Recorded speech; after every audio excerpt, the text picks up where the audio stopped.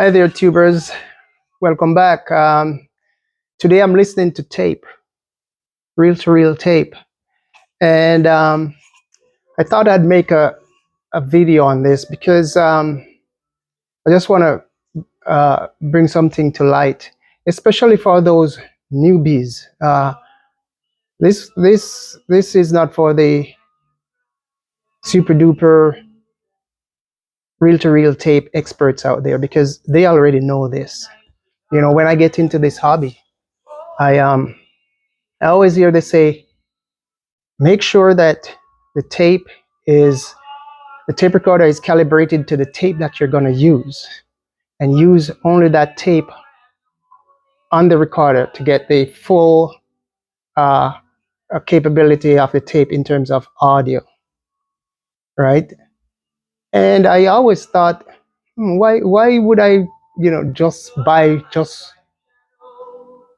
one tape and just calibrate it for that tape when I can, buy tape on eBay and just play it back? It should sound the same way.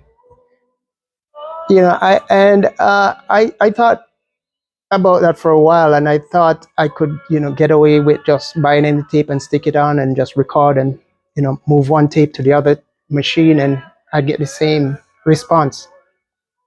It's not so. They're right. You have to calibrate the tape recorder with the tape that you're going to be using on that recorder, right? You might transfer it to another tape and you might get a good response, yes, but when the tape is played back on the tape recorder that it's recorded on, bingo, that's when you hear the full capability of the tape, man. I tell you, because right now I'm listening to a tape I recorded on my A810, my studio A810, and this tape is a record the master tape, and the tape recorder, the A810, was calibrated with the A810 with the the tape recorder was calibrated with the Record the Master LPR 90 tape, right? And I recorded some songs on one of those tapes, and it sounds so awesome, you know what I mean? So as I was sitting here today, I thought, let me just stick that same tape over on another recorder and see what happened, if I could hear the difference. I did this before, some time ago, and I realized that it does sound different, but today is the eureka moment where I say, this is absolutely fantastic to be able to record the tape with the machine that the tape was recorded on. And I couldn't believe it. The tapes sound so good.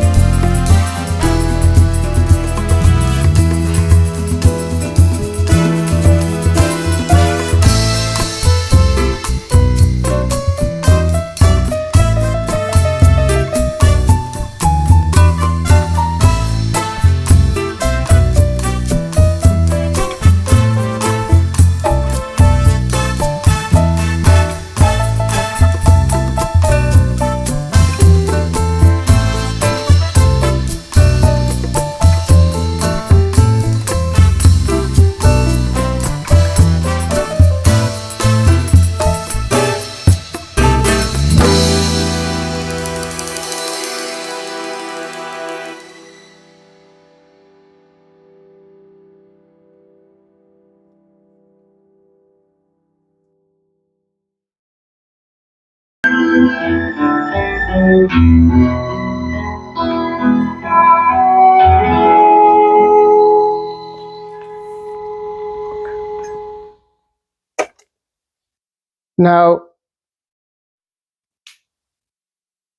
this recorder here is Tascam Tascam BR20, and I must say it does sound good on the recorder, even though it's not recorded on this tape. But when it's played over in the studio, it clearly sounds better. If you were in the room, you could pick it out right away. For example, the records, the music were recorded from a vinyl, and on the studio you can hear even some of the ticks and pops from the record. Over here you couldn't. This tells me that some of the high frequency are cut off on this tape recorder. It doesn't have that high frequency response as that one. The history behind this tape is I bought this tape from the original owner some years ago, and he used it in his home studio. He bought it brand new, so I'm the second owner of this tape. And since I got it, I never touched it. I never do anything to it besides change the belt and the capstan, the capstan roller. That's it. No recapping, nothing was done to it. Just the belt and this pinch roller. So it's been a awesome deck, and I have some recording. I recorded some tape at 15 IPS on this deck, and it's just sounds phenomenal. Anyway, but what I'm doing here is to just demonstrate that it's best to play back a tape that's recorded on the same exact tape machine. So what I'm going to do now, I'm going to put it back over. I'm going to play the next song coming up is a vocal, right? So I'm going to play that for you, and then I'm going to do the same thing, rewind it a bit and play it over there, and you see if you can hear any difference.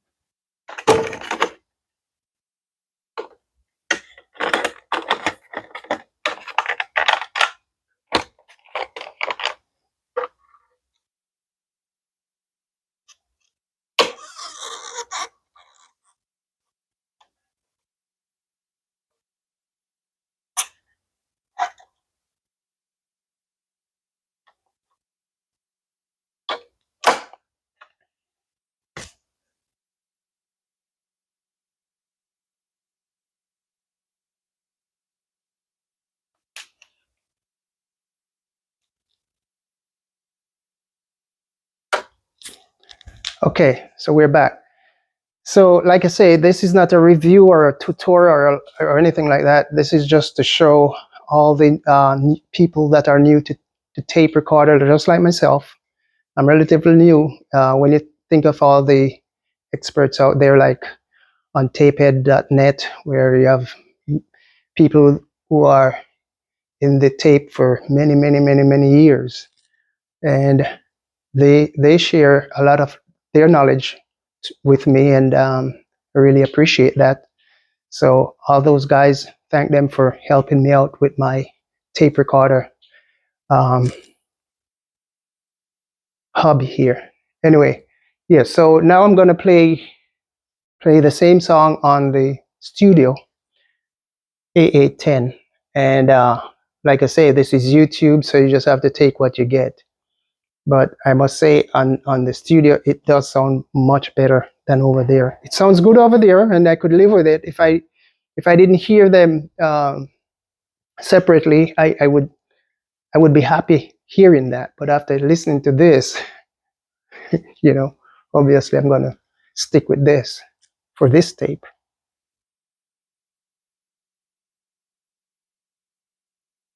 And I must say, the decks are operated at 7.5 IPS, inch per second.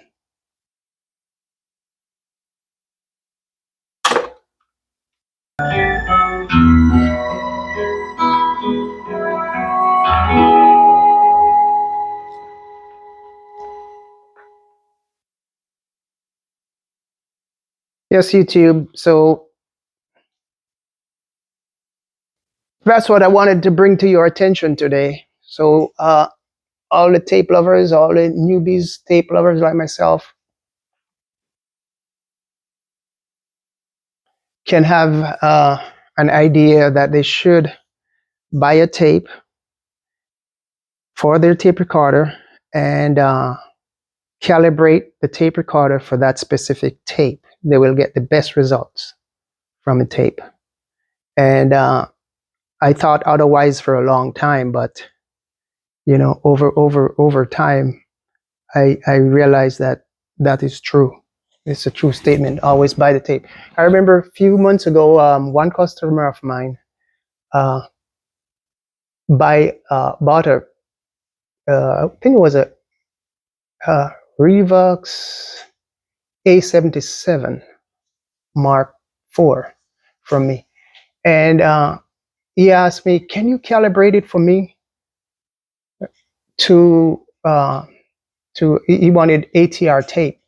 I said, "Yes, I can calibrate it for you, but the tape is already calibrated to recording the Master LPR 90." So he says, "I'll be using ATR tape." And I said, well, you know, I would have to buy the tape and calibrate it. So we're going to take you a longer time. So what he did, he bought the tape and he sent the tape to me. So I calibrated the tape for recording the master. I mean, I'm not recording master, ATR tape for that guy. So apparently he knew that he should calibrate the deck to the tape that he's going to use.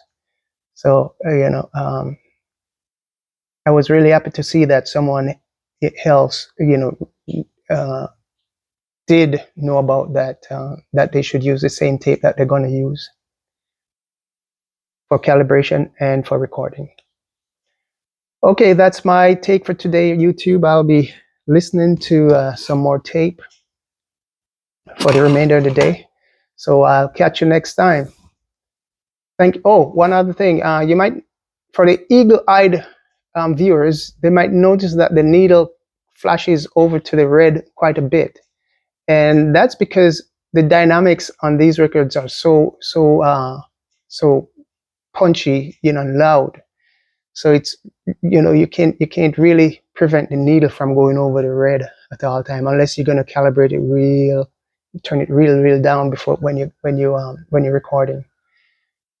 So that's why it's flashing over the red. But your ears is the judge, you know, whether you hear noise or not. If it sounds good to your ears, then it's good. All right, YouTube. Thanks a lot. Bye-bye.